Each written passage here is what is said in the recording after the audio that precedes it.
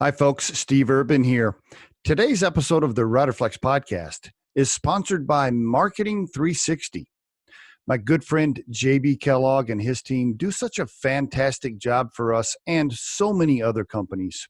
Marketing 360 is the number one platform for small business, and it's everything you need to grow your business. If you need marketing support, I really encourage you to contact them at marketing360.com/Riderflex, and we'll add that link to the description of this episode for easy reference.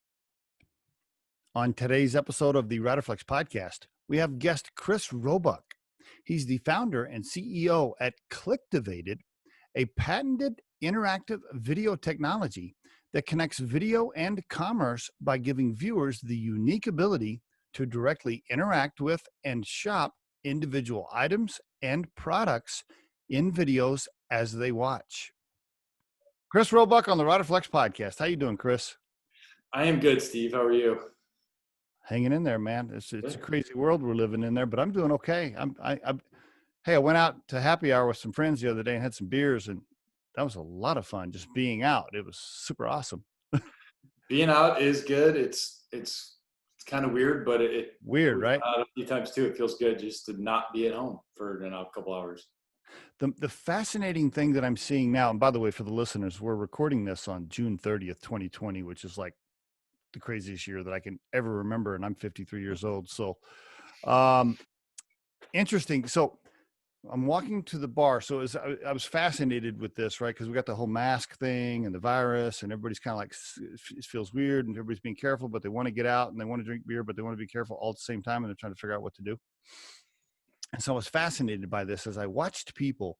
So they would get out of their car and they would wear a mask walking up to the location when they're not around anybody. And then when they would get to the bar and meet the people they wanted to meet at the table of 5 or 6 people, then they take their mask off and drink. And I'm thinking to myself, like, okay, does that make any sense at all? I'm not sure how that works. Okay, so you're wearing the mask when you're not around people, but then as soon as you sit down and you're around people, then you take the mask off. I'm like, okay, that's weird. But anyway, after a couple of beers, I didn't care. Yeah, I think we're all trying to still figure out the whole mask thing and what to do, what not to do, and right. What makes sense. But we're just dealing with it. You just kind of have to do it when they want you to do it, and I'm good with it. Whatever. I'll tell you this, bro. I can't live in a cave myself. Like, I've got to get out. I got to be around people at some point, or else I'm gonna go crazy. I love my wife and all, but I gotta, like, I don't know. It was so awesome being around people. Anyway, you're in Detroit. I am. I'm just outside of Detroit. Yep. Okay. Is that where you grew up? Because I noticed you went to school there too, right? So give us a little personal background about Chris. Yeah, so I grew up just outside of Detroit. I've been here my entire life. I'm one of those who never actually went anywhere after college. I tried to, but opportunities just presented themselves here locally. So I ended up staying, and then kind of after my first job in the agency world, I again tried to move, and another opportunity presented itself. So here I am, and at this point, I'm not really expecting to move, but no, we love it here. We're up in Birmingham, just great way of life, good people, and we've got a baby now, so we're pretty settled. Okay, married with a baby. How old's your kid? She just turned 1 earlier this month. Ooh, oh man! All right, brand new. You're still learning all the ins and outs of being a parent, huh? We are learning all about it, and I will have a big learning experience for you tomorrow since we are driving to Nashville. So 8 hours or 9 or 10, whatever this is going to take with a 1-year-old will be interesting. Okay. I'd rather, like, I don't know, stick needles in my eyeballs or something than do that. No, I'm just playing. I might take that too if you want to do the driving, and I'll just meet you down there. I'm just joking around. I have 4 grown children, so I've been through anything you could possibly imagine. Yep. Well, congratulations on 1-year-old daughter. Awesome. Yep. And tell me about your wife. So did you guys meet at Michigan State, or what's the deal? So we did meet at Michigan State. We started dating once we both graduated. Been together for over 10 years now. We got married in 2016, and we're coming up on 4 years being married here in July, and it's been great. No complaints. Wow. But yeah, we met at school. We love Michigan State. Got some issues with their football team right now, but we had a good run for 10 years that I never expected. But now all of a sudden it's interesting situation we found ourselves in. But did something happen? I don't know. I haven't been following the news. Did they get a new coach? Did they fire the coach? What happened? Well, we did get a new coach, but Mark D'Antonio, who I'm sure you probably are familiar with, he kind of just ended up leaving on a really weird, sour note. He was pulling the whole program down, wanted to dictate that he was going to be the one that chose his successor, and the board said, "No, you're not," and then he quit. And this was like after all the recruiting was done. This was basically coming into spring practice. I think it was February, and it left the whole school scrambling trying to find a coach because everybody was situated at that point. So, wow. Okay. Yeah. Interesting. So, these football coaches, sometimes they think they run everything, which maybe in some cases they do. I don't know. they have a lot of power and a lot of control for sure. So where'd you go? Where do you root for? So I went to a small liberal arts school in Oklahoma, Science and Arts of Oklahoma. We didn't even have a football team, but it was near Oklahoma University. So I was kind of a Sooner fan. Now interesting. So you knew your wife in college, but you didn't date. So, so you you saw her at parties. You're like, okay, I know her, but we're not going to date right now. What happened there? What you didn't make any moves until after school, or what? I mean, nothing really. I mean, we had a lot of common friends, but we never really even talked during college until I'm a little bit older. So once I graduated, and then I would go back for football games, and then we started to chat at that point, but nothing really serious until at least a year or two after she got out of there, and the rest was history. All right. And tell me Just about one your of those. Tell No me real about reason. Okay. Tell me about your folks. Your parents, are they still in Michigan? They are. They're still here, doing great. My dad is still, working on projects. He's been a really successful entrepreneur his whole life, so that's definitely where I get the blood from. Kind of leads me to kind of where I am today. But yeah, no, he's good. My mom's good. They're loving time with the baby, and they were kind of bummed out that they couldn't spend the rest of the spring down in Florida because of the whole pandemic that we're in. So they came back pretty early, but no, they're great. I have one sister that I mentioned earlier who's out in Denver, and that's my family. It's a really small family. Okay, very good. So your dad was an entrepreneur. That's where the bug comes from, huh? You followed those footsteps a little bit. Okay, walk us. So graduating. What was your major? So my major was advertising. So I came out of the Com Art school at Michigan State. Okay, all right. And so when you graduated, now back then, were you thinking, I want to run my own business like my dad, or you didn't know for sure? I mean, coming out of college, you really don't know, or at least I didn't. It was kind of, you were having so much fun, then it was like, oh, this is over. This is kind of a weird transition. So, is it? So true. Let's just take a pause right there for the listeners, right? That's almost exactly how it happens. It's like, oh shit, this is over now. Like, damn, okay, that was fun. Can we do that again? Yeah. It's kind of surreal, and I mean, everybody's a little bit different, but I don't think you really can really prepare for what comes after college. You can think about it, and you kind of get to that point, but as soon as graduation happens, and it's like college is done, and you're packing and you're moving, then it's like, okay, this is kind of surreal because I've been in this routine for years, and I'm not coming back next year. So what's next? Right. So it's an interesting transition. I wouldn't say it's crazy or anything, but it's a mindset that needs to change pretty quickly. So you started applying and you got picked up by PhD Worldwide, or what happened? Yeah. So, I mean, like I just said, so my degree was in advertising. The natural first step was to go do the agency gig for a little bit. So I did, applied all over the place, eventually took a job at PhD, which is the media arm of BBDO here in Detroit, working on Chrysler, Jeep, and Dodge accounts. And, it was a great learning experience. I kind of knew pretty quickly that it wasn't really for me, but I also knew that I was still young and I needed to really see it through. Okay. So stayed there for a couple of years, and then eventually I was like, all right, I need to do something different. I need to really challenge myself. I wasn't just finding any real challenges. People around me were good, but it just didn't seem like anybody was really as motivated as I kind of considered myself. So I left the agency. I didn't even have another gig lined up. I kind of took that leap of faith. And were you married? Were you married at the time? No, I was not. No, I got married pretty late. Okay. All right. So you quit that job. Were you still living at home? Where were you living at the time? I was still, I was living in Royal Oak at that point, I believe, which is just another town just north, or actually just south of where I grew up. Okay.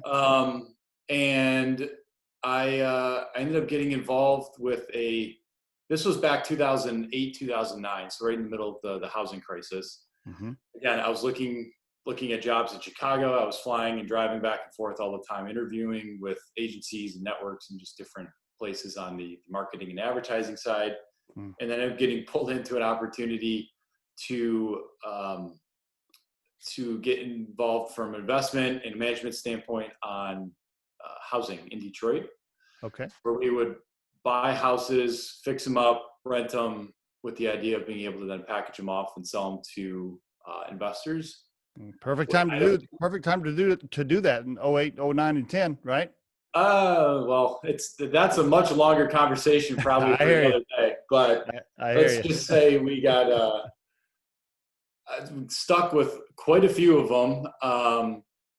But it was, without boring everybody, it was an awesome learning experience because of just what we had to kind of overcome and deal with during that time. Mm-hmm. And we eventually did get out from under everything. And that was kind of the beginning of kind of my entrepreneurial journey. And so you did that with what, a couple of friends, your dad, or who was involved in that? There was a couple partners that were involved. My dad was actually one of them. And it was one of those that I said to him, I still say it to him sometimes, is one of those things that looked really good on paper, but in reality, it was a much, much different situation. So, yeah, it was unique. Did that for a couple of years. Then what? So then after that, then that's kind of where I'm like, all right, well now what should I do? So I was still, really young. And I knew that I always wanted to do something in tech. Again, this is, call it 2011 at this point. 10, 11, okay. All right. And, I started kind of kicking around some ideas. I threw together a couple different prototypes. One was around sports and creating just a better overall fan experience. Because looking back almost 10 years ago at this point, the fan experience online and through mobile specifically was really very minimal. We tend to forget how quickly things change and how quickly we become used to something that is new, is different, that really changes how we engage and interact with a lot of different things. Agreed. So at that point, it was just, how do we create an overall better experience in stadium, out of stadium, and just help fans connect with teams in a more effective way. Never really gained any traction. Then the next endeavor was we built a geofencing app, so that would allow retailers to then, this we started transitioning into retail, where at that point it was, e-commerce was really starting to take off in like a big, meaningful way. And we wanted to figure out a way to help brick and mortars pull consumers into their locations. So what we did is we created an app that would allow them to reach out to you as a consumer at a Home Depot or a Macy's or a Target.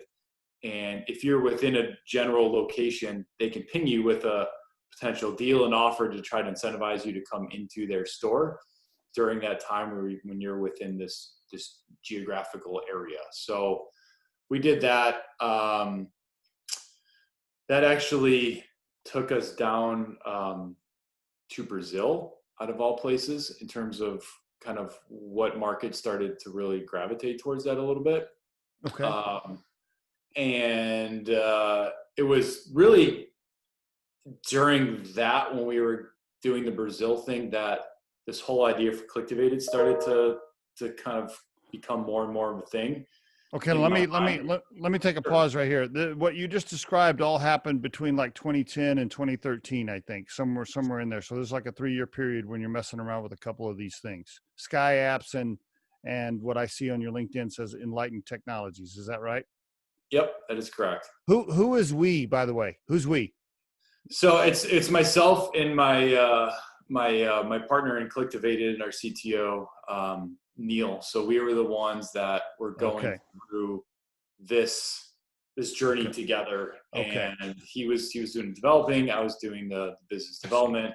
I see. And it was that was another really interesting learning experience. Totally different market, very different setup. They were very mobile centric down there. We tend to forget, even though I consider the US to be a very mobile heavy market, compared to some of the other parts of the world, we're really lagging.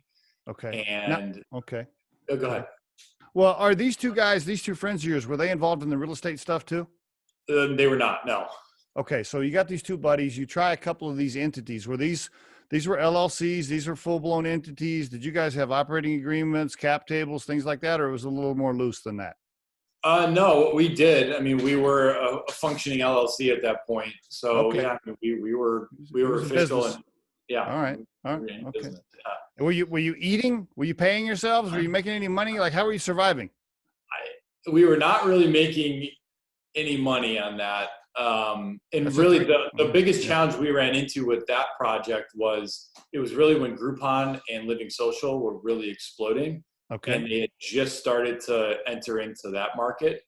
And that's when we started to realize it was going to be very difficult, because we were a very small operation trying to operate in a large emerging market. And yeah, right. Exactly. Yeah. I mean, it was going to be tough. It wasn't something that we were necessarily scared of, but that's when, again, this idea for Clicktivated started to happen, where we said, all right, well, now we've got two things that we're looking at. We can't do both. You know, which one presents the most opportunity right now? Which one do we believe in for the long term?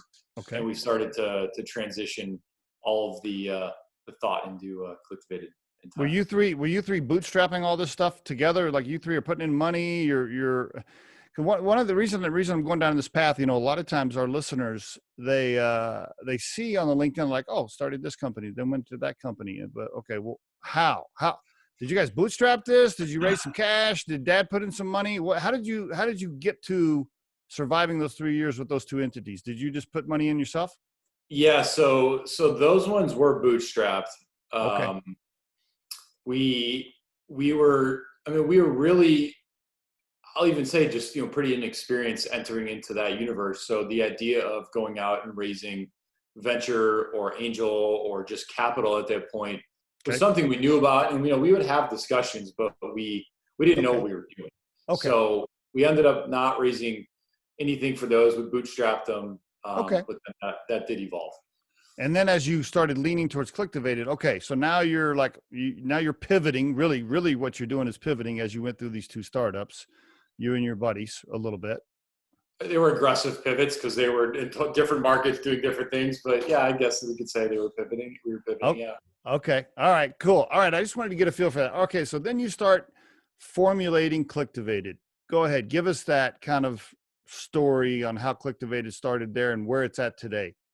Yeah, so I mean, the story really revolved around, I was watching more and more video online. I've always considered myself to be a pretty good consumer. And I started to run into this frustration of, I was always seeing things that I wanted to buy. So it was like a shirt here, there's a jacket there, there's a pair of shoes, like, oh, that's cool. Like, what is that? Yeah. And going through the process of trying to find these products online was the most frustrating, ineffective thing that a consumer could go through. So I'm now starting to look at this from both a consumer standpoint and then from like a market opportunity standpoint. Where does this fit in? You know, this might be my issue, but I knew that I wasn't the only one sitting there looking at things and saying, oh, I would buy that. How can I get to that? And going through that process. So at that point in time, again, 2013-ish, everybody had an iPhone. So everybody was becoming more and more conditioned to engage and touch things kind of wherever and whenever they came across them. So the market was being conditioned. We knew that since everything was moving towards more of a touchable experience, that it was just a matter of time before video evolved from a passive lean back formatted experience to more of a active lean forward interactive experience. So Okay. We got together and we said, all right, here's this is a real opportunity. Let's try to figure out a solution here. And then we went on with the journey. And nobody, okay. And now give us the, I don't know, the 2-minute elevator pitch for Clicktivated. Pretend like you're raising some cash. You got 2 minutes. Give it to me. All right. So I Clicktivated. So what we do is we make video shoppable and more valuable. So we've created a piece of technology at this point that now gives viewers the unique ability to directly click any individual product or item inside video as they watch. So think about now you're watching something and let's say I'm on TV and you want this shirt. You can now physically click on my shirt through the video itself. Through the video itself. It'll tell you what it is and then ultimately will link you out to that page to go buy it. The way this works is we believe in a very clean, non-intrusive UX. So we don't put hotspots, buttons, markers, pop-ups on top of the video because we knew both short-term and long-term that was not going to be a viable, scalable option because one thing that I know I hate, and I'm sure you do too, is pop-ups and things on top of video because you're spending all this time just Xing them out and just trying to clear the clutter. So we wanted to clear it for the consumer right off the bat and give them the ability to click whenever they see something of interest inside the video. And nobody else was doing this at the time? At the time, no. And even competition today is still pretty surprisingly limited. There's some reasons for that, but it's still limited. And speaking of the competition, I noticed on your website, you say patented. So are you telling me that nobody else is going to come out with software like this where I can click on the stuff? How are you protecting yourself there, or can you? Yeah, so our technology is patented. There's a couple different methods that we have patented, including engaging within the video itself, how we're activating products, and ultimately how we're feeding that out to the consumer. So we believe we've done a pretty good, robust job initially. I mean, this never stops, but of protecting ourselves from a click standpoint, a distribution standpoint, and then an activation standpoint right now. Wow. Okay. All right. What's the business model? How do you make money? Who do you charge? Talk to me about that. So our model is we license our tech on a per video basis right now. We do offer tiered pricing based on quantity, but our standard pricing is around a per video license. So we would license, let's say you're a Target or a Home Depot or Walmart, we would license you the technology to then distribute those shoppable and interactive videos on site through an ad campaign or through some third-party integration as well. Gotcha. So if I'm clicking on the Nike shoes, it's taking me to the retailer or the e-commerce platform that's selling that shoe. It's not taking me to Nike.com. It's taking me to whatever retailer's pushing it. Yeah, it would depend. So if our client was Nike in that situation, it's going to push you directly to Nike. But if our client is Macy's in that case or Kohl's, the traffic is going to be pushed to that product within those retailers' websites. Okay. And then are they paying you per click, per purchase? How does that work?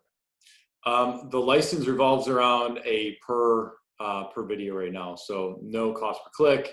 We try to make it as simple as possible. So there's a price to use it, and that's the all-in cost. We don't really believe in nickel diming either. So it's data, they pay you one time to be able to put that technology on their video. That's it. And then however many times it's used, they don't have to pay you any more money. Correct. For each video. That is correct. Yep. Interesting. Okay, cool. All right. And then where's it at today? Like, how big is the company? Give me some sort of idea on size, like employees or general revenue or number of customers or something. Like, how big is it? So what I can share there is we are still a pretty small team, but we've been able to do some pretty amazing things. So there are 5 of us. We are located here in Detroit. I feel like that we've been able to do the work of about a 15-person team at this point in terms Okay. of Okay. where we've gotten clients we have, partnerships that we have in place, and more importantly, what we're working on. So we've done a lot with relatively limited resources over time. And Are you making money? Revenues coming in?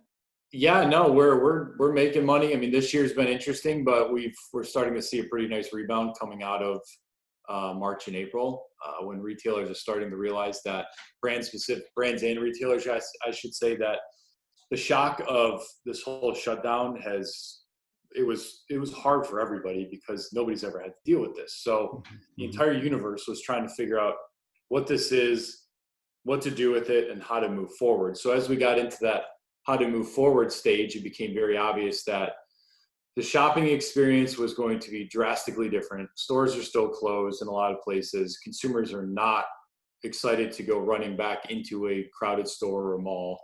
And the fact that e-commerce has exploded the way it has over the last couple months just shows that this is going to be the new norm.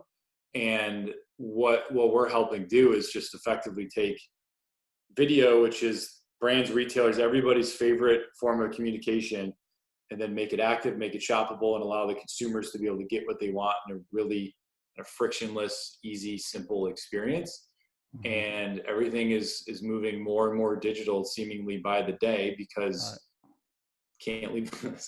Everybody's not running out of their house again to go to the store. So brands still need to sell, consumers still want to buy, and we need to help pair them up, which we're doing right now. I mean, terrible what the country's going through, but I guess the silver lining for you is, I don't know, it maybe helped your business speed up a little bit. I think maybe. There's definitely an acceleration of ways to combine content and commerce. There's no doubt. This is being talked about from the large platforms down to smaller, more independent retailers and brands. And it's a new thing. And this idea of shoppable anything is becoming real, where it doesn't matter where you come across it, how you come across it. We believe in that idea of shoppable anything, that you should be able to see it and click it. And if you want to, you can buy it directly with, on the spot. We believe in making it as simple on the consumer as possible. And those are the universes that are colliding right now. So something that has taken a lot longer, frankly, than we would have thought was really starting to accelerate here at the beginning of the year. But this whole situation now is really even accelerating it quicker through the rest of this year and then into 21. Yeah, I would think so. Okay. So did you bootstrap this one or have you raised some cash? So we put in some money, but we did finally go out to the market and raise money. Like a seed round, friends and family seed round? We've done venture, we've done angels, we've done friends and family. So this is kind of a good combination of everything into this company. Okay. I didn't know that. I wasn't able to pull up anything from VC online. I didn't find that. I'll have to dig deeper. Can't put everything out there. Is Chris still in charge, or have you had to give up control now? Is the cap table super huge, and now there's a bunch of other people involved? I know that can be challenging and messy. It can be, but no. I mean, we're still in charge. Okay. We've done a good job, and we've got our partners in this have been great. So it's a really good group of people and I guess and groups that have invested into the company. Mm-hmm. So we've done actually a lot of work over the last 8 months or so to really clean up the cap table, because going through this and as we're expanding and as we're going into another round currently, it was important that we converted over as many investors from notes into actual shareholders, just to make sure we didn't have all of those items on the balance sheet hanging out there, because investors tend to not like big notes and debt on the balance sheet. So we did a lot of work to clean it up. And fortunately, our partners were very willing to go along with that. Oh, made some great experiences though for you there. Lots of learnings, right? What advice would you give the listeners on either raising cash and or managing the cap table? Anything you want to share? Oh man. Raising money is, well, I guess the thing I'll tell them is, unless you're one of those rare odd ones that I wish I was, that get really lucky really early in terms of raising capital, where you make 3 calls and the first 2 pick up and they're like, yeah, we're in. What? Oh, It's that's how it happened for you? No, it's Oh, not. That's what I'm saying. I wish okay, I was okay, one of okay. those outliers in that world, but no. Yeah, yeah. What I would say is raising capital, doesn't matter what the market's like, is very difficult. It's a long, tedious process. I would say, you need to go into it knowing that you're going to hear a lot of feedback. I would be very, I guess, I don't want to say cautious, but typically the people you talk to are going to be very nice. They're going to tell you what you've got is cool usually. And then, as soon as you're off the phone or out of the meeting, then that's when they tell you to kind of, get lost. So, don't take what you're hearing necessarily for granted. It is a long process. I mean, we've been at this for years, and just kind of take it in stride. Don't think you're going to be able to accomplish everything immediately, because there is a long tail kind of learning process on all this, that the only way you really can learn is going through it. Mm-hmm. You're going to get beat up. You're going to come through. You're going to feel like you're a loser. You feel like you've got nothing going on. But, if you believe in what you're doing and you really think that there is a market opportunity and there's something there, it's a hard conversation to have with yourself, because everybody with an idea thinks they've got the next big thing. But if you've got some traction, if you've got validation and buy-in from notable clients, and it's actually like, okay, yeah, there's something here, then just be prepared to kind of hatch down and be ready for the bumpy ride, which is going out and trying to raise capital after that. Now, were your friends officially co-founders in the business, or no? Well, it's an interesting thing, but yes, for the point of this, yes. Yes. Okay. Who's the one asking the person across the table to write the check? Is that you, or is that somebody else on your team? That's me. So would you like to write a check? Yeah. It's always fascinating to talk to people about the raising the cash topic, right? Because it's super ass hard, right? You kind of learn on the fly. It's not like you take a class to teach you how to do it most of the time. No, and it's so hard, and the investor mindset is so different across the country. That's one thing that I know we didn't really see. I mean, you heard about the Valley. Well, New York was kind of not really, it was just kind of New York, but it was always like the Valley and then everything else. But yeah, over time, it's evolved across the country. So your mindset in California and San Francisco is different than it is down in LA, which is very different than it is in Chicago, which is very different than it is here in Detroit, which is extremely different than it is on the East Coast.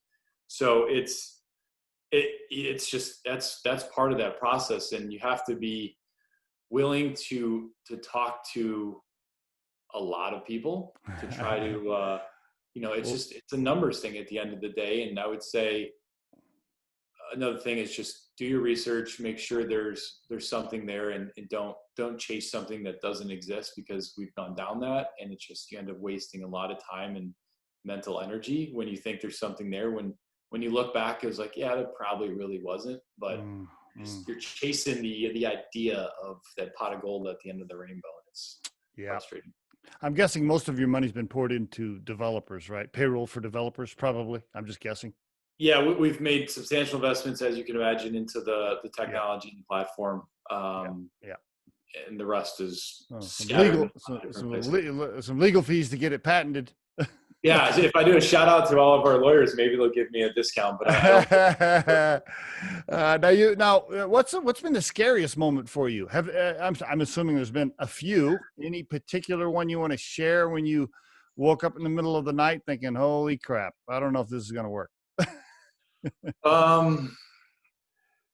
Any particular moment? There's been a few. I guess I'll share one story, and I won't share any names, but So we went through the Techstars retail program in Minneapolis, fall of 2018. Great experience, great program. Target was phenomenal during that whole process. But I think it was like 2 or 3 days before demo day, I get a call from our first VC, kind of ironically on topic here. Yeah. And they just kind of out of nowhere announced that they were shutting down their fund and they were calling everybody's notes. And I remember the moment, I remember exactly where I was. I was walking through the Skyway in Minneapolis, and I stopped in a hotel to take the call. And I remember just being like floored, where we had built all this momentum and all this excitement around the last 3 months in that program. And yeah, I'm about to get on stage and do the song and dance, and I get this call out of nowhere. And it was devastating because we were not really in a place where we could facilitate what they were asking for. I mean, it was. And had you already spent the cash, or was some cash still in the bank? Oh no! I mean, they invested years ago, so there was. Yeah. I mean, it's not like. No, and then it was extremely stressful, and I was thinking like this might be it. This might be the end of this, because the rights that they had, which we would never agree to again, were just they had all of the control. Ooh. So it was a rough 4 months after that, negotiating terms and getting through it. But I mean, fortunately, it wasn't a bad group of guys, so we were able to have a good dialogue with them, and we negotiated through it, and we both came up with a deal that was good for both parties, and we went on our way. So we did get through it. Who was your mentor in all this? Did you lean on your dad for experience? You said your dad was an entrepreneur. Did he have a bunch of experience raising cash? Who'd you lean towards for this? Yeah. So yeah, I mean, my dad through all of this has been an amazing resource, because he's got years and years of experience in just not only just life, but in business as well. So yeah, I mean, these are the situations where he was very helpful to mainly kind of keep me calm, because I was just freaking out, and help me come up with solutions around it and different ways to kind of navigate that storm. And it's funny when it comes to raising capital, back in his day, like venture didn't exist. I mean, It went to a bank. It was like you had an idea, you went to the bank, and the bank gave you money, and you ran your business. And obviously that has not been a real reasonable or feasible thing for years. But no, he's been an unbelievable, valuable asset to the team. He's an advisor to the company, and he's added a lot. Now that experience you were telling me about there when you got that phone call, if I'm doing the math right, you were married at the time when that happened. I was married. Yep. How'd that conversation go? Did you call and say, holy shit, I don't, by the way, does your wife work? Does she have a career? She's a high school math teacher. Okay. So you're doing the math in your head. You're like, see, can we survive on her salary for Oh, I mean, I went from kind of angry to stressed, and then I knew we would find a way through it, but it was just I have to admit, it took a couple days to get to that point, but I eventually knew we'd find a way through it, and we had put too much into this just to let it go down with something like that. So like I said, we're fortunate to get through it, and we kind of positioned ourselves moving forward that we would never put ourselves in that position again. Good for you. But, lots of learning experiences with raising cash and cap tables and managing those relationships. You've learned a ton, probably. Yeah, and you asked about my wife. I mean, she was great through it, because she kind of said, "All right, well, go figure it out." So that's what we did. So she's been supportive, or were there some times where she was like, you need to do something else? No, she's been super supportive. It probably wouldn't work if she wasn't. So yeah, she's been great through it. It's ups and downs through the years, but finally gotten to a point where I think there's a real light at the end of the tunnel for sure. Let's talk about that real quick. So I have to tell you, when I was doing my homework on you and I looked up Clicktivated, by the way, for the listeners, clicktivated.com. when I looked it up and I watched the video you have on there, which is pretty good, and that same video is on your Facebook page, I think. My immediate reaction was, oh, this should be like common. This should be everywhere. This should be on all the videos. Like, why isn't this bigger? Why don't I know about this? Was my reaction. Why isn't this bigger? Why isn't it everywhere? Why haven't I heard about it?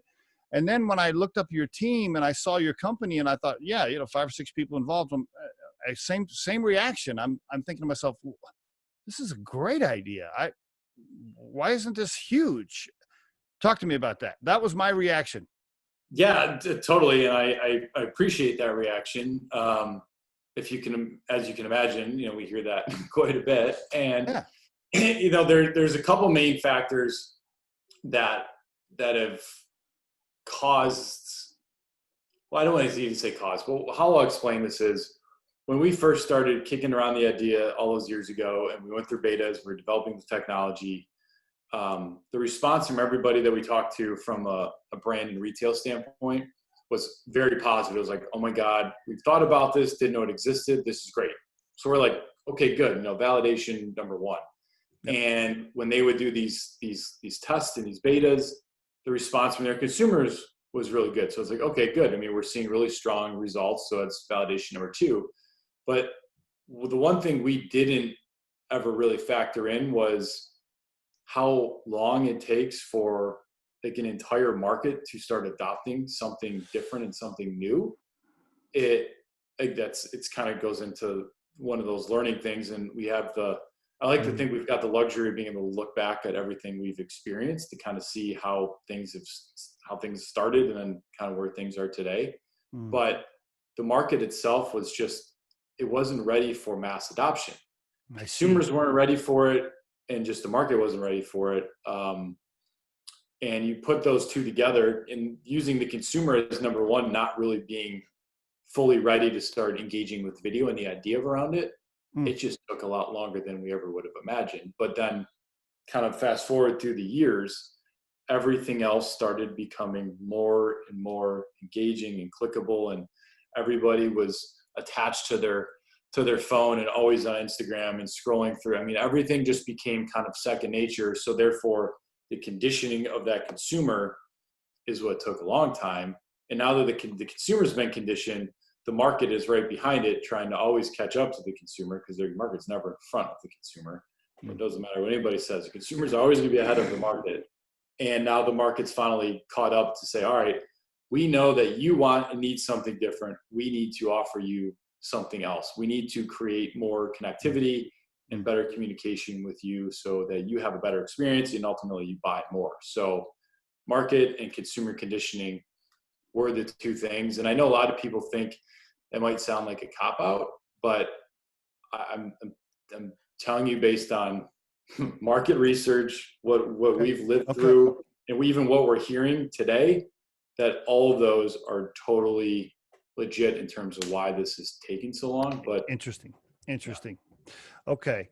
I would be worried if I were you that, I mean, this is such a great idea and I would think it would be commonplace. I would be worried on the speed to market, speed to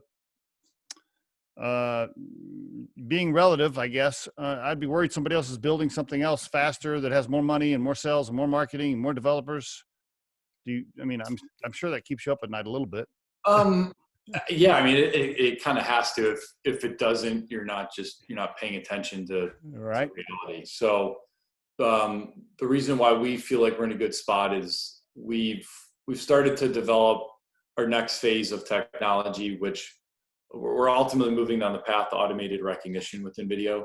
So we've already patented and we've figured out how to automatically identify items in video using artificial intelligence, computer vision, machine learning, and then these other methods that we've now created.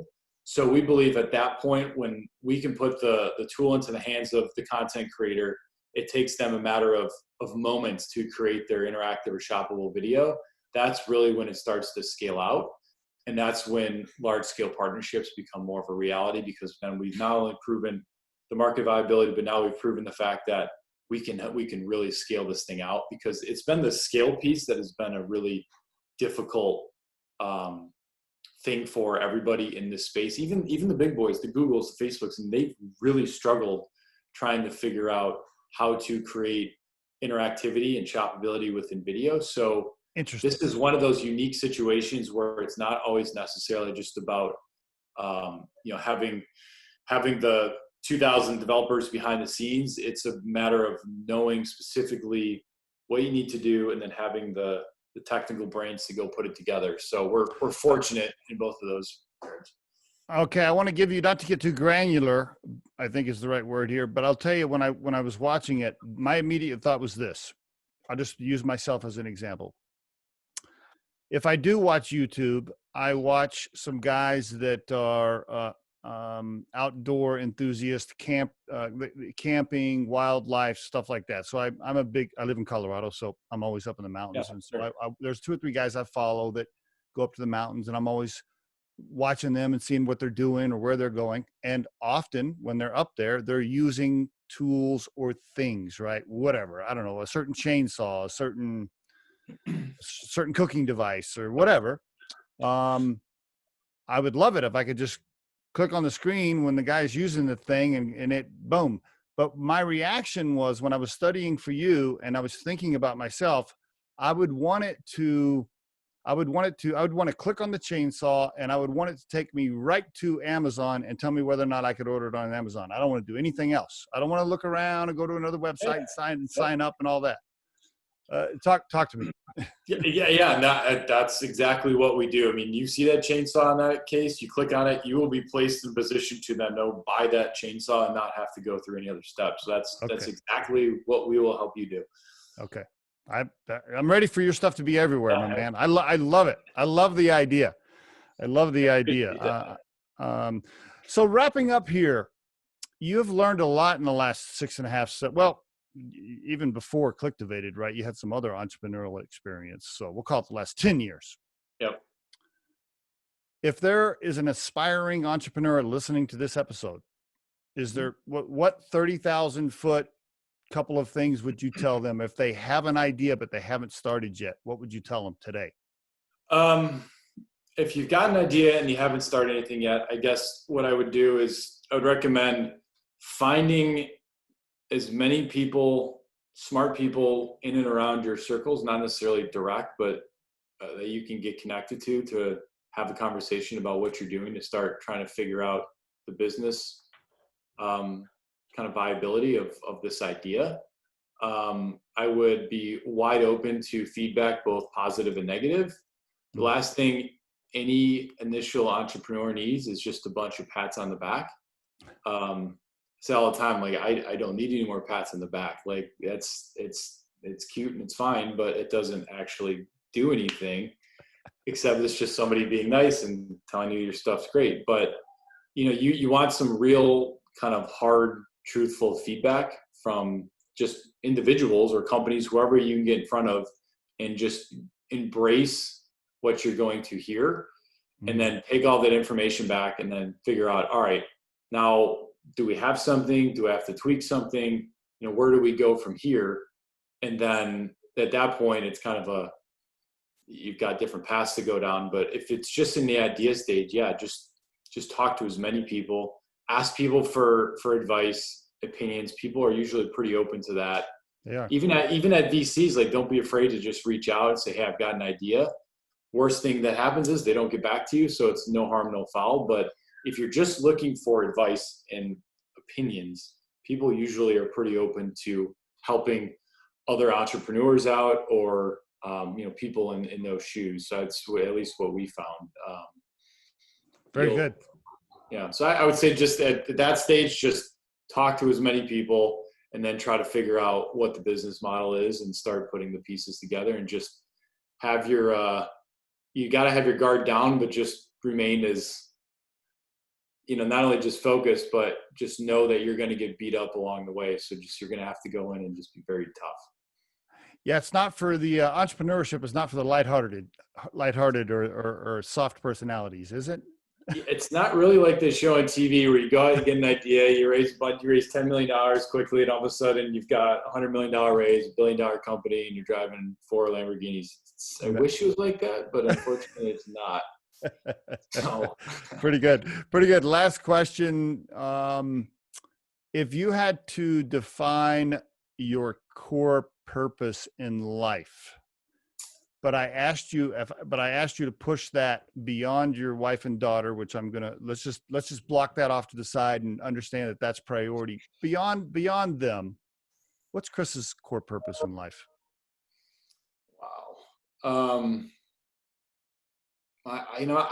I enjoy helping people because I've been fortunate through my life, and I've gotten a lot of help along the way as well. So I try to really do as much that I can to help other people, not only just in business, but in general.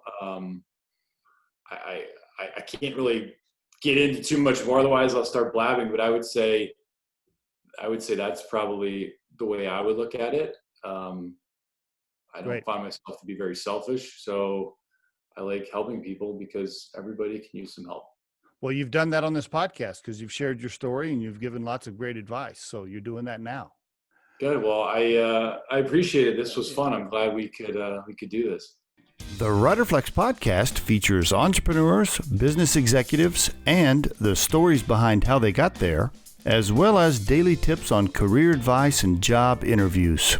Our show can be heard just about anywhere these days, but you can visit riderflex.com and click on the podcast page to hear all the previous episodes and learn more about the recruiting and consulting services we provide. Contact us at the email address info@riderflex.com or 888-964-5876. Thanks so much for listening, and if you enjoy our show, please be sure to subscribe to our channel and like the episodes.